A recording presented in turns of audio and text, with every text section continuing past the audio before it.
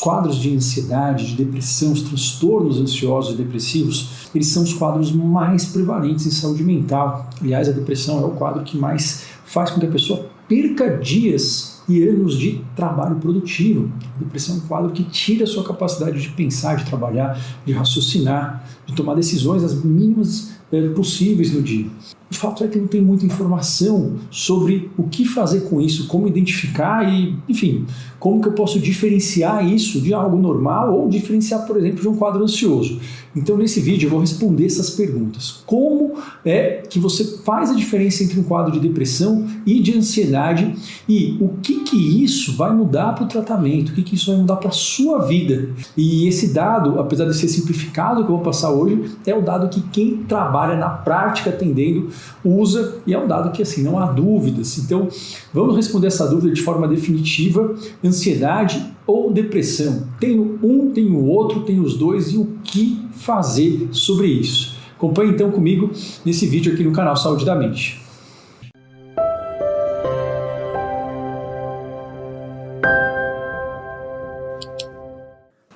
Olá, para quem não me conhece, eu sou Marco Antônio Abud, eu sou médico psiquiatra, sou formado aqui na Universidade de São Paulo, atendo clinicamente no consultório, por enquanto estou conseguindo atender devido à demanda, e sou fundador aqui do canal Saúde da Mente. A missão que me fez fundar esse canal, sendo de forma assim, muito objetiva, foi porque o marketing da psiquiatria é o pior marketing possível. O marketing dos tratamentos são muito ruins. Remédios, eles são ruins, têm efeitos colaterais. Só que as pessoas estão tomando remédios, só que estão tomando de forma errada, normalmente sem ter um plano. E aí a gente acaba ficando naquela encruzilhada: o que eu vou fazer? E eu sei que tem muita informação diferente, eu não sou dono da verdade. O meu objetivo é simplificar isso para que você possa entender, saber a diferença entre esses quadros e quem você é, e saber o que fazer, quais são os passos, afinal de contas, que a gente tem que fazer para melhorar, né? O conhecimento teórico ele é importante na medida que ele é aplicado na prática, porque senão ele fica somente uma história vazia. Então aqui, eu fiz aqui um esquema, né? Vamos ver se a gente consegue entender. Eu gosto de usar o Flipchart. Então aqui eu separei esses dois quadros, né? Ansiedade e depressão. E aqui eu coloquei, imagina uma mistura dos dois. Por que eu estou dizendo isso? Porque isso é assim, bastante reconhecido na literatura, uma coisa que é consensual. Né? Cerca de 85% dos pacientes com depressão, eles vão ter, ao mesmo tempo, sintomas de ansiedade. Enquanto que também, mais ou menos, 90% dos pacientes com quadros de ansiedade, principalmente de ansiedade generalizada, 90% vão ter algum sintoma relacionado à depressão. Sintoma é diferente de síndrome, é diferente de diagnóstico, vocês não precisam saber também, mas é só para entender que sintoma é igual uma dor de garganta. Sintoma é uma dor de garganta e nariz entupido. Dor de garganta, nariz entupido, dor de barriga é uma síndrome. O que é isso? É conjunto de sintomas, mas não é diagnóstico de nada. Pode ser virose, pode ser, enfim, intoxicação alimentar. A gente vai colocar o diagnóstico quando nós temos um plano para saber o que é e principalmente o que fazer, né? E conseguir prever o que vai acontecer da melhor forma possível. Então, resumindo, uma frase que eu pensei hoje e eu lembrei, né? Minha mãe ela gostava muito de ver questões de sonhos e de signos, né? E ela adorava isso. E tinha um amigo meu na escola, depois ele fez faculdade comigo, que a mãe dele adorava também. Eu vira e mexe, estava lá e alguém fazendo meu mapa astral, perguntando as coisas. Eu nunca entendi muito bem, mas eu entendo que o mapa astral deve ter alguma função lá, não sei também. Eu sei que meu signo ele nunca gerou muitas reações positivas, talvez seja por isso, mas o fato é que uma coisa que eu sentia muito falta no mapa astral é que ele fala: o que eu faço com isso? Como é que eu mudo? Como é que eu melhoro? Como é que eu saio disso? E eu não sei se é ou se não é, vocês podem responder para mim aqui, ou talvez eu esteja totalmente enganado. Mas, resumindo, esse é o mapa astral do seu futuro baseado em ciência qual a probabilidade das coisas acontecerem na sua vida. E é a melhor forma que a ciência consegue fazer. Aliás, isso é na medicina, né? Na medicina a gente pede exame, a gente faz todo esse check-up. Por quê? Porque a gente quer prever. Né? E esse é o papel, não é aliviar e fazer com que isso volte ou que a pessoa fique com alívio, mas também não consiga fazer nada, né? Então não faz sentido isso. Então eu disse, estou contando isso Por quê? Porque existem diagnósticos. Diagnósticos, eles são inventados pelos médicos, pelos psiquiatras, e a psiquiatria tem o pior marketing do mundo. E aí a gente fica entre dois extremos, né? Ou eu tenho um diagnóstico, dou um nome, aí eu não entendo o que quer dizer, e isso vai me dar um alívio, porque justifica o fato de eu estar sofrendo, que eu não estou sozinho, que tem um nome, isso é importante. Por outro lado, as pessoas ficam, né, com essa ideia de que a pessoa tem um diagnóstico e agora ela está se escondendo atrás do diagnóstico. Eu posso dizer assim, eu vi poucas pessoas fazerem isso, não estou dizendo que não exista, mas a grande maioria das pessoas, elas basicamente não sabem qual é o diagnóstico, ou se sabe, assim, não está bem tratado. Então 80% dos casos de depressão eles não melhoram sozinhos, porém 80% dos casos de depressão eles melhoram muito com o tratamento, só que só 2% tem acesso a esse tratamento. Então assim, está tudo invertido, tá? Então por isso que é importante a gente saber, ó. Então vamos lá, para quem não conhece, então aqui são sintomas de depressão, outros são sintomas de ansiedade. São sintomas, não é diagnóstico. E a pessoa pode ter os dois. Aliás, são sensações que normalmente a gente vai ter. A gente vai ter enfim, ao longo da vida. De uma forma muito simples, o que é ansiedade para a gente? Ansiedade é uma reação natural que faz com que a gente perceba uma ameaça e escolha entre fugir ou correr, entre fugir ou bater. Só que, assim, a resposta natural do ser humano não é bater. A resposta natural do ser humano é fugir. A não ser que a gente consiga memorizar, consiga ter esse registro de que aquele perigo eu sou mais forte aqui, que aquilo não me mata. Porque a tendência da nossa espécie é fugir frente a uma possibilidade de ameaça. E aqui a gente pode entrar com várias teorias. Acho que a mais óbvia delas, né, do ponto de vista evolutivo, nós não somos animais mais fortes, longe disso, né?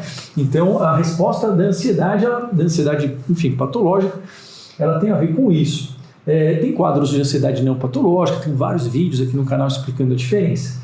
Mas o que tem que ter num quadro ansioso, né? Então se você fala, olha, estou ansioso, esses itens aqui são basicamente obrigatórios, independentemente do seu diagnóstico. Então você tem que sentir uma agitação no corpo e uma agitação que vem junto com o sentimento de apreensão, que é o sentimento da gente esperando o susto, né?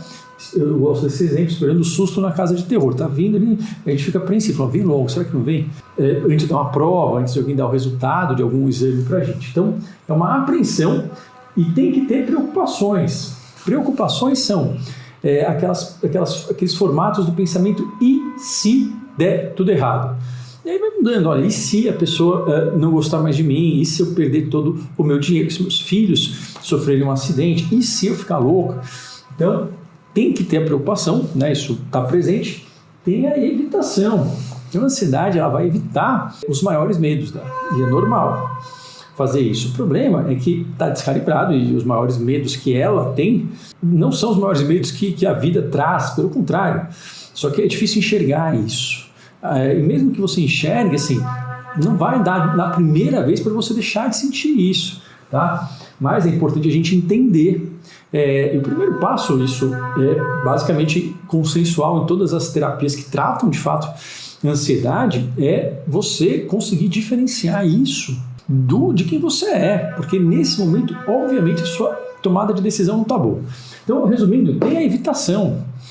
Ou a pessoa evita lugares, ou ela evita sair sozinha, ou ela tem que sair com um amuleto, com um Rivotril na bolsa, ou ela tem que sair para um lugar que ela não vai ser julgada, ou um lugar onde não vão perceber que ela, enfim, que ela está louca, ou algum lugar que ela vai fugir porque ela acha que não dá conta. E isso faz com que a vida ela fique em torno da agitação. A principal área do cérebro que controla, não é a única, tem um monte de vídeo sobre ansiedade, não é simples assim, mas a amígdala ela faz parte, que ela é um centro relacionado à percepção de dor e ameaças, né? E então ela está hiperativada nesses quadros, mas não é esse o problema, é que o sistema de relaxamento, né, natural do ser humano ele não está trabalhado, e esse é o nosso objetivo. E aqui sim, a ansiedade, a serotonina, ela tem um papel importante, até um pouco mais do que a depressão. A serotonina ela tem a ver mais ou menos com um amortecimento. Amortece emoções negativas. Então ela pode ser usada, mas tem que ser o antidepressivo, mas tem que ser com muito cuidado e avisando bem para a pessoa que no início é possível que piore o quadro. E às vezes começar com uma dose baixa, às vezes pode até colocar um calmante nas primeiras 2 semanas, pode até colocar, mas sabendo que você vai tirar. Agora, se ficar insuportável, a gente não vai manter. Mas entender que assim, eles não fazem efeito na hora. Aumenta a serotonina rapidamente. E algumas hipóteses, né, que tem que mudar o DNA dos neurônios, isso muda quantos receptores tem presentes, isso vai fazer com que tenha um fator que vai fazer criar neurônio novo. Tem várias teorias. O fato é que ele não funciona rápido, tem 4 a 6 semanas, mas em 12 horas já tem serotonina a mais no seu corpo. Então quer dizer o quê? Quer dizer que não é só a serotonina, não que ela não seja importante. E isso daqui eu estou falando não é para mostrar para você que não tem saída. Não, é porque isso simplesmente não funciona.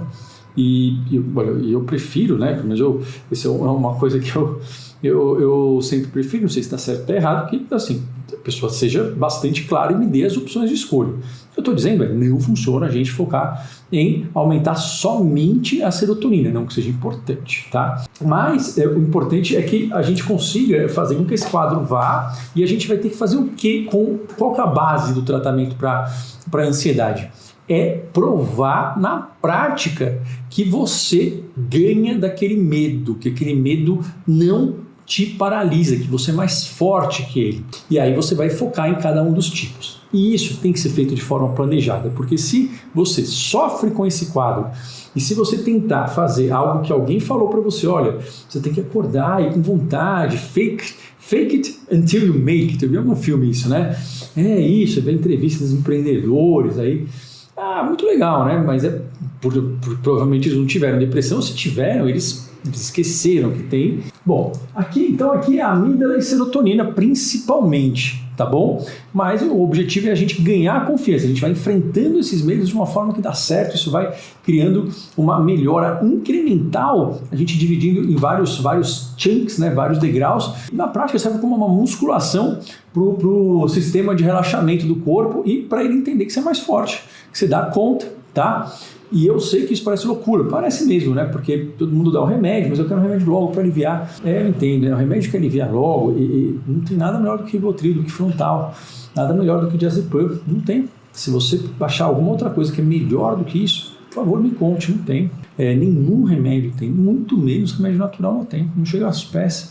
Eu queria que chegasse, não é verdade, mas os antidepressivos, eles vão permitir com que você faça este treino de desafiar o seu maior medo de uma forma gradual, organizada, de uma forma progressiva, que tem um tempo limitado e de uma forma que tem a ver com o que você quer na sua vida, tá? Esse é o objetivo. Bom, então aqui, ansiedade, agitação, excesso de tensão, e uma evitação, uma ativação de amígdala serotoninérgica. Depressão, várias definições de depressão. Na verdade, assim, tem uma só, viu? Eu tenho vários vídeos falando e a gente usa várias metáforas para tentar tirar esse nome que é péssimo. E, enfim, cada um tem um entendimento diferente do que é depressão. E o fato, enfim, uma coisa que talvez seja só eu que tenho isso, talvez outros, que, assim, importante a gente saber como isso vai guiar o nosso tratamento. E a função do diagnóstico é simplesmente essa, né? Só que ele vai prever, olha, o que acontece se eu fizer algo, o que acontece se eu fizer aquilo, qual que é a probabilidade disso daqui dar certo, qual que não é. Por isso que eu digo que é um mapa astral do seu futuro, o melhor que a gente tem. É perfeito? Olha, é perfeito, talvez seja o único que é bastante testado do ponto de vista científico. O que é a depressão? Depressão tem a ver com uma diminuição das emoções positivas, de forma simples, tá? Então aqui a gente já viu uma diferença. Ansiedade é o quê? A apreensão frente a perigos. Quando a gente está apreensivo, quer dizer o quê? A gente não necessariamente tirou as emoções positivas. Porque se a gente tira as emoções positivas, a gente fica resignado, né? Quando não tem mais esperança. Se a gente está brigando, se a gente quer fazer aquilo passar, isso de fato é um bom sinal, não que esteja dando certo, a gente não tem que equilibrar. A depressão não, a depressão ela já desligou esse circuito aqui das emoções positivas. Então, o que a gente sente na prática? Vários vídeos também de vários sintomas, cada quadro é único, mas de forma geral, né, a grande maioria dos quadros vai apresentar uma diminuição do interesse e do prazer em atividades que ela gostava, isso pode estar totalmente abolido ou pode estar amortecido, né? E ela sente meio que, poxa, parece que está tudo meio chato, não sei. E aí, claro, talvez ela procure outros médicos, e não é errado, mas às vezes ela vai pegar alguns tratamentos e continua meio cansada, a vida está meio sem graça. E tem as ruminações, né? Ruminações, nessa definição, cada um pode ter a sua, né? Pelo menos a definição que eu uso, que eu aprendi, de ruminação seria algo do quadro depressivo em que você fica pegando uma ideia, e uma ideia do passado, obviamente, pegar uma ideia do futuro a gente não consegue, e você fica como se fosse ali, mastigando, e aí você engole, aí volta e mastiga. Então você fica se perguntando por que você se sente assim, o porquê você foi um pai ruim, foi uma mãe ruim, por que enfim, você ganhou uma promoção menor, por que a sua filha falou tal coisa, e então vai falar, por que eu fiz isso ao longo da vida? E sempre vai levar para o mesmo lugar, no quadro depressivo, que são histórias que têm um conteúdo de culpa, mas uma culpa que não é produtiva, né? Culpa é bom quando ela resolve, né? Mas eu estou dizendo que isso é fácil de fazer. Então, os sentimentos de culpa, sentimentos de inferioridade, que eu sou um peso. Isso é mais comum em idosos, mas pode ocorrer também em qualquer faixa etária. E uma falta de esperança, uma sensação de que, olha, seria melhor, sabe? Isso é um alívio se Deus me levasse desse mundo, né? Então a ideia é que a depressão ela tem a ver com uma diminuição do hipocampo, que é uma área que regula a memória, uma série de emoções e que grava as memórias positivas, isso está alterado, e ela tem uma diminuição em áreas do córtex pré-frontal, que não deu para ver aqui, né? Do córtex pré-frontal muito mais importante do que na ansiedade. A ansiedade ela vai atacar um pouco, tanto é que isso faz com que as pessoas tenham menos concentrações, né? Principalmente menos concentração no que está fazendo. Principalmente no TAG, né? Na ansiedade generalizada. Mas ela tá ali se esforçando, aprendendo, e uma hora vai. E costuma ir. Aqui já não, né? Aqui é um acometimento mais extenso e profundo do córtex pré-frontal. E a pessoa fica com muito mais dificuldade. Fica com muito mais dificuldade de fazer qualquer tarefa doméstica simples. Realmente é algo que não... enfim, não tem como a gente... eu convencer vocês disso, mas ninguém gosta de ficar sem fazer nada porque quer. Se a pessoa fica sem fazer nada para fazer outra coisa, tudo bem. Agora, se ela fica sem fazer nada muito tempo porque ela quer, isso nunca é uma escolha, porque isso é contra-intuitivo. Tá? Mas eu sei que esse sistema ele é estranho, mas se você tem esse quadro, isso não é para ser assim. Não, de forma nenhuma. O hipocampo e o córtex pré-frontal na depressão, ele está muito mais acometido. Isso faz com que a gente tenha menor controle de impulsos, tenha piora de concentração, tenha uma piora relacionada à memória de trabalho, que é o quanto que a gente consegue manter números na cabeça, por exemplo. Quantas contas de cabeça a gente consegue fazer, né? Sem precisar escrever. Sei que isso é um exemplo bobo, mas não é fácil fazer isso. Bom, e aí todos esses quadros, isso serve para qualquer quadro na psiquiatria, tá? Eles nunca vão ser uma única causa, tá? Então vão ter causas genéticas, e aqui é importante entender, eu vou fazer um vídeo especificamente sobre a genética da depressão. A genética, nós herdamos esse pacote, mas esta genética ela está, entre aspas, adormecida. Ela pode ou não ser ativada por alguma agressão do meio, tá? Então, a ideia é que você tinha mais ou menos uma predisposição ali devido a alguns genes e basicamente devido a alguns eventos de vida, mas isso não faz ninguém ter um quadro de ansiedade e depressão, mas você tinha alguns sintomas. Aí veio pancada, estresse atrás de estresse no seu ambiente atual, né? Então, aqui tem um gatilho de estresse, aqui tem o quê? Aqui tem trânsito. Aqui tem términos, por exemplo, término de relacionamento. Aqui tem doenças da família. Aqui, ó, tem emprego. A gente às vezes está sem emprego. Aqui, às vezes, tem família que não é fácil de conviver, né? Então, uma série de estresses vão ocorrendo. Claro que na depressão eu falei, mais comum é perda, na ansiedade a questão da incerteza, não necessariamente. E aí você vai, a partir daquilo, desenvolver 3 tipos de quadro. E isso daqui é o que o psiquiatra, o que o psicólogo, ele tem que pegar com você na primeira consulta. A gente pergunta isso. Por isso que eu gosto de fazer aquela linha do tempo, né? me ajuda. Você consegue fazer sem, ótimo. Eu não consigo, então basicamente eu gosto de fazer. Por quê? Porque aí a gente consegue ver como foi a evolução disso. E aí a gente tem uma ideia de qual a gente ataca primeiro. Mas vamos entender, ó.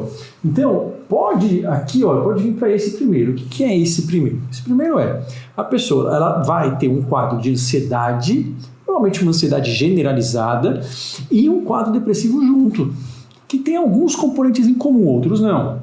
Né? Então a depressão pode vir com angústia, pode vir com preocupações, com pensamentos negativos, pode até alguns quadros virem com um pouco de agitação, de irritabilidade, mas a grande questão é que não há esperança. A grande questão de que ela é inútil. A grande questão é que aquilo não vai mudar nunca. Ela não consegue sentir ânimo para nada. A energia está profundamente diminuída. Enquanto que no quadro de ansiedade tem a ver com excesso de preocupações, com uma sensação de falta de relaxamento, uma tensão muscular constante, sintomas físicos, não conseguir parar de se preocupar, ou você colocar o foco da sua preocupação em algo específico e aquilo começar a controlar a sua vida, né? Isso é uma forma bastante simples de falar de todos os quadros de ansiedade. Então a ansiedade ela tem a ver com essa questão de proteção, enquanto na depressão o que a gente não tem é um circuito de approach. O que é o approach?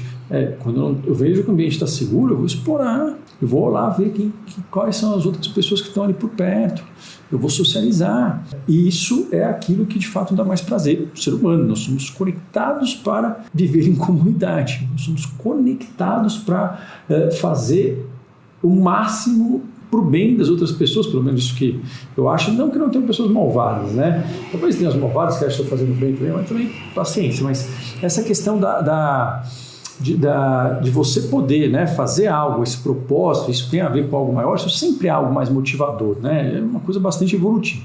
Então você pode ter esses dois quadros ao mesmo tempo.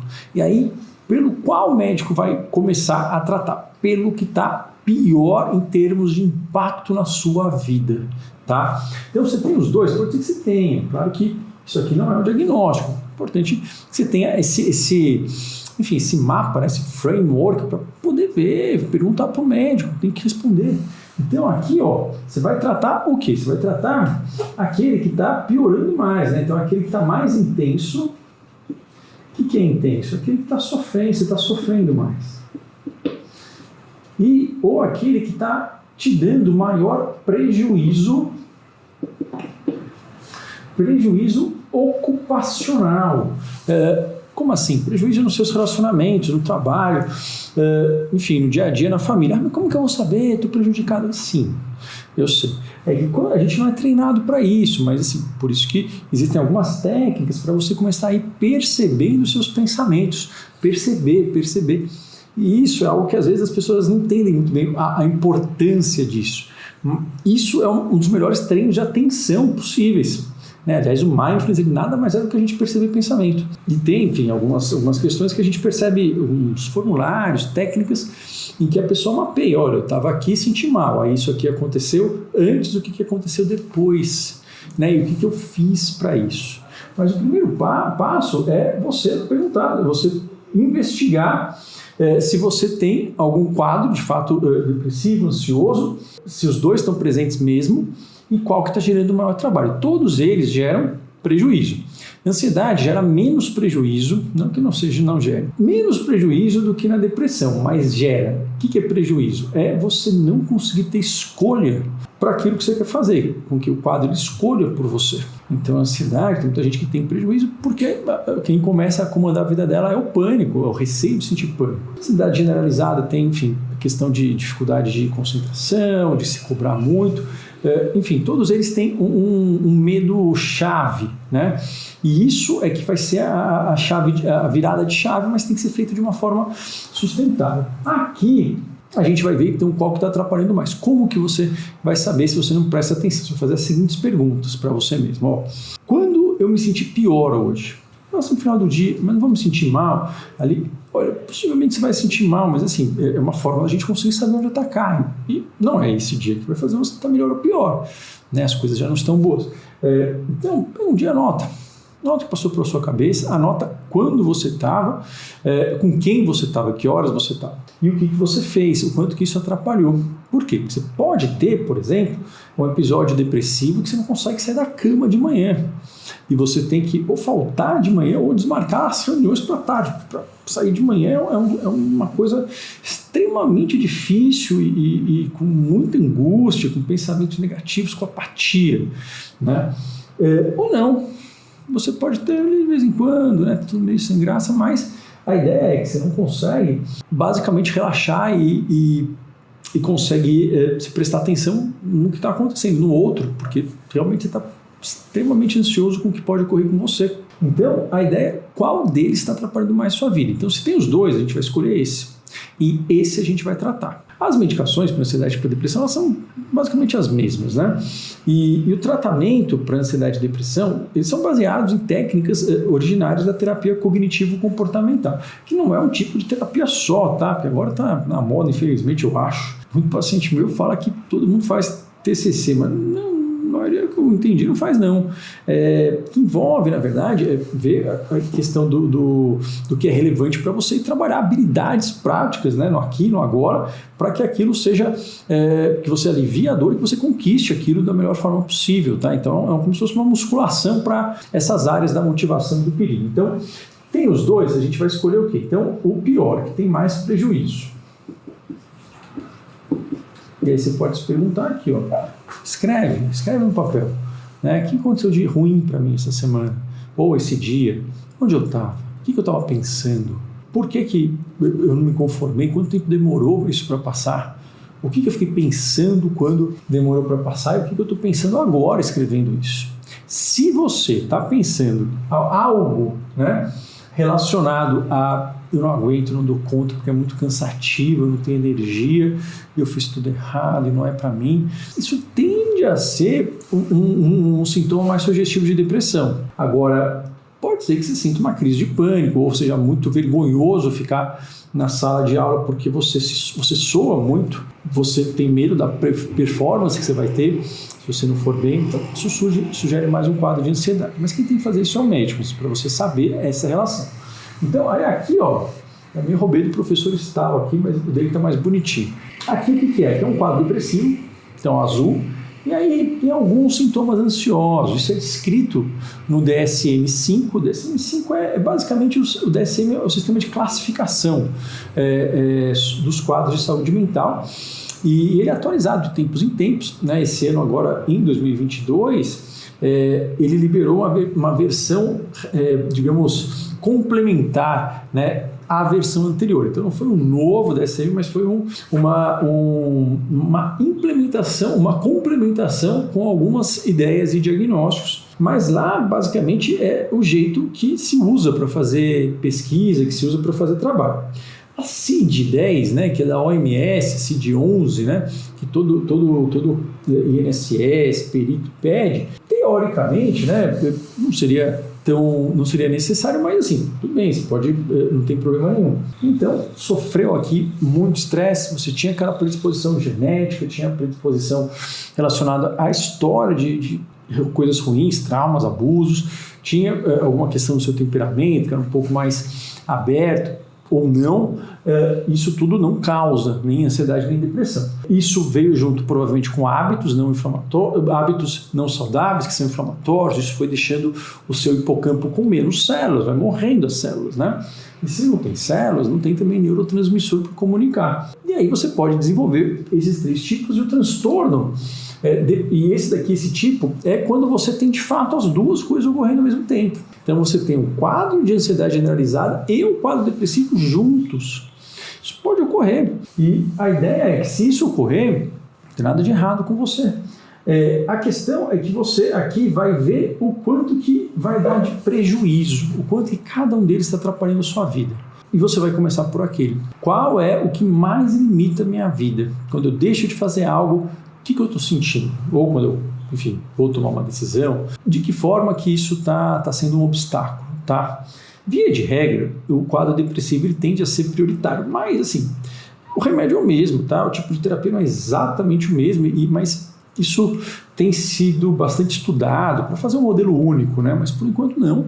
E a ideia é que você valorize o tratamento para depressão, tanto em termos farmacológicos quanto de terapia. A depressão ela costuma melhorar com doses um pouco maiores dos remédios do que na ansiedade, mas não é regra. Então tem que ter prejuízo, você vai ver aquilo que você mais sofre e que mais causa prejuízo na parte profissional, na parte pessoal, na parte acadêmica e te dá menos liberdade, tá bom? Agora, pode acontecer isso aqui. O quê? A pessoa aqui em azul, ela tem um transtorno depressivo, então ela vem já com isso. Então, aqui, ó, teve esse estresse e ela continuou com o sintoma ansioso mais ou menos igual, mas aí surgiu um sintoma depressivo exuberante. E como que você vai saber disso? Você vai ver o quanto que ela começou a perder interesse pelas coisas, o quanto que ela começou a se queixar de que estava tudo meio chato, cansativo, o quanto que ela começou a ter pensamentos de culpa, de falta de próprio valor, de inutilidade, pensamento de que não tem o que fazer. Isso são alguns indícios, tá? Que podem sugerir. Mas que o quadro depressivo está presente e aí a ansiedade ela vai vir. Isso é descrito, é um especificador que mudou, né, recentemente, que é um quadro depressivo com uma apresentação relacionada a estresse e ansiedade, com sintomas de ansiedade. Então, a depressão, ela normalmente paralisa mais. Você, tendo isso, com sinais de ansiedade, você vai tratar o quadro depressivo. Lembrando que o tratamento, ele visa regar o neurônio, viu? É isso mesmo. Isso está no livrinho lá do Estado. Como assim? A ideia é que você perde neurônio, você vai perder uma parte de comunicação no seu cérebro, que é importante. Os outros neurônios, eles podem assumir isso. Precisa de treino, precisa de repetição. Por quê? Porque, de fato, a única forma de a gente construir novas conexões neuronais e construir para que elas fiquem fortes é a gente repetindo e progredindo. Eu sei que isso não é fácil, ainda mais você está com depressão, eu sei disso.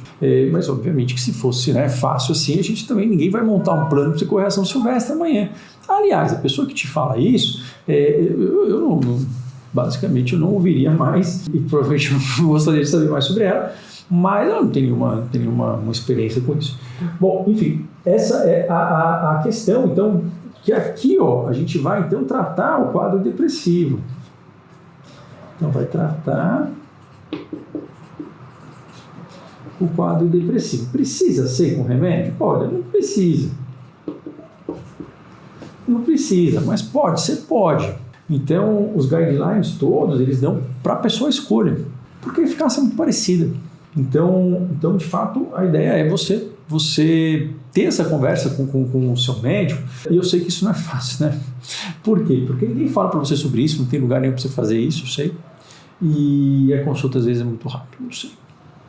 Mas, assim, isso é verdade, tá? O tratamento da depressão, ele é prioritário, tá? Por mais que tenha sintomas ansiosos, se a coisa que está mais te prejudicando é levantar da cama, é conseguir ter energia, é ter falta de motivação, falta de foco, tudo cansativo, e se isso é o que mais atrapalha a sua vida, vamos começar por isso, tá? E aqui, ó, a pessoa ela tinha um TAG, né? E ela começou a ter um sintoma um pouquinho depressivo, né? E isso é muito comum para TAG não tratado, muito comum. Tem alguns estudos, eu lembro que tem um colega meu que apresentou na residência, né? E eu acho que aquele dado também não está muito exagerado, mas o dado que ele trouxe é que quadros de ansiedade generalizada não tratados por 10 anos, 90% deles vai evoluir para um quadro depressivo. Um pouco exagerado, em geral, vamos colocar metade deles, mas também estudos de 10 anos são muito difíceis de fazer, então, mas é um risco muito alto, tá? Se a gente fosse resumir numa frase, a evolução natural de todos os quadros ansiosos é acabar num quadro depressivo, né? Porque de fato você esgota, você tenta, não vai, e de fato isso faz com que o nosso corpo ele tenha essa queda. Mas se você tem ansiedade com alguns sintomas depressivos, mas o que te atrapalha é o excesso de pensamento, é o medo de passar mal, o que te atrapalha é a questão de ansiedade social, aí isso deve ser prioritariamente o tratamento, tá?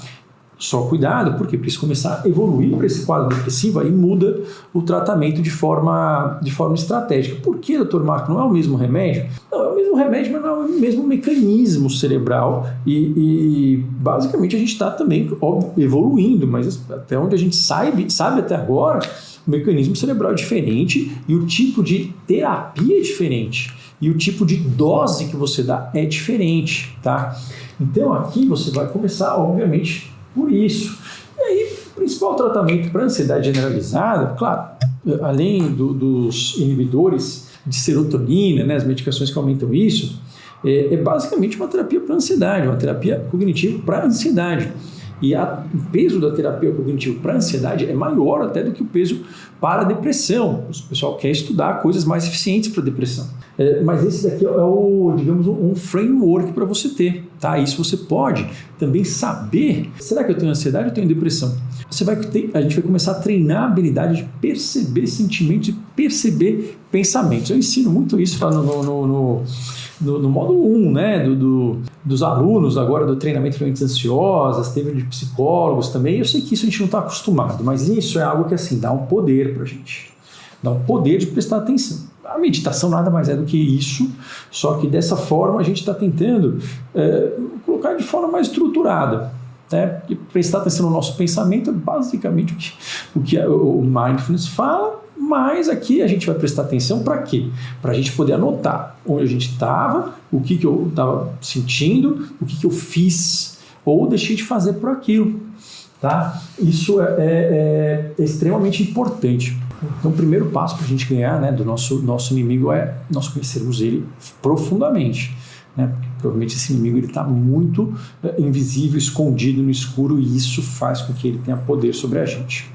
Né? Então, olhar para ele nem sempre é fácil. Talvez ele seja uma aparência que não é boa, mas com certeza isso é melhor do que a gente não saber quando ele vai vir ou não e achar que a gente não tem controle. Né? Então, a questão aqui, a gente trata a ansiedade, pode se tratar no primeiro momento com estratégia de terapia cognitivo-comportamental. A depressão, aqui não se trata porque não é um quadro depressivo. A depressão, em geral, a gente vai talvez tender, a caso necessário, a introduzir uma dose de antidepressivo um pouco mais alta, mas isso é estatístico, tá? Mas isso só é indicado em quadros muito crônicos ou muito intensos de depressão, tá? Então, isso daqui é o framework.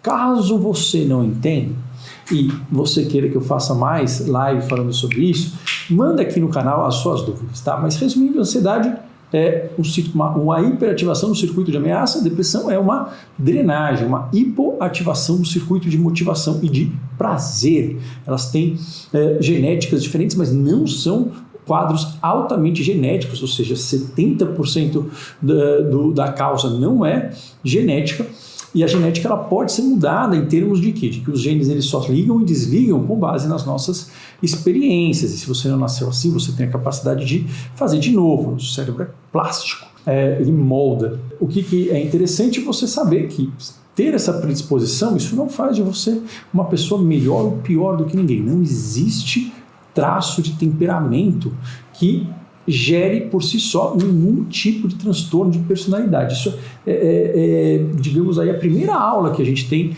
na residência. Qualquer pessoa que vai te falar outra coisa, olha, pelo conhecimento que a gente tem no momento, eu gostaria que você ignorasse totalmente essa pessoa, e bater boca em geral não vai adiantar, às vezes a gente não aguenta também, mas é totalmente errado, é importante você saber disso. E a questão é, então, se você está na dúvida, será que eu tenho isso, será que estou aquilo, não entendi, manda aí nos comentários, aí eu quero que você digite aí no Google, e aí se você quiser, tá?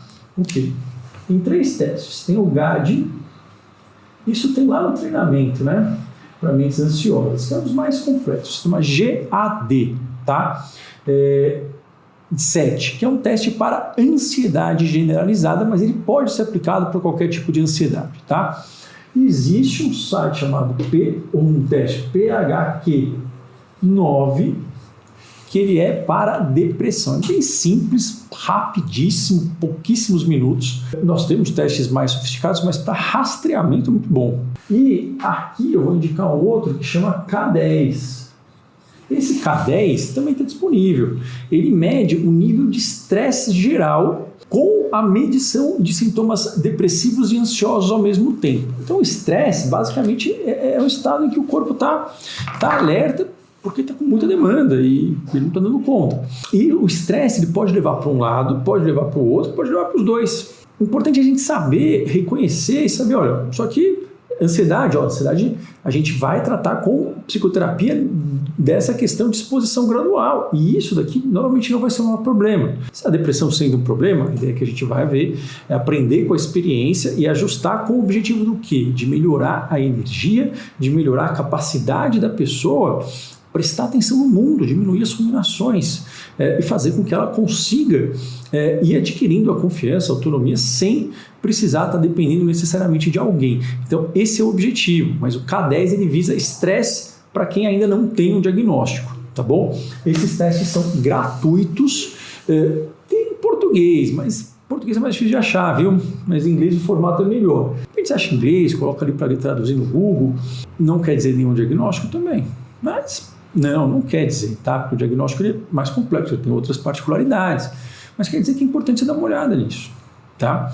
E eu sei que você não precisa compartilhar esse tipo de resultado com ninguém. Se você quiser compartilhar, isso ajuda a mostrar que ter quadros psiquiátricos é ruim, tomar remédio é ruim, só não é uma vergonha, não é vergonhoso.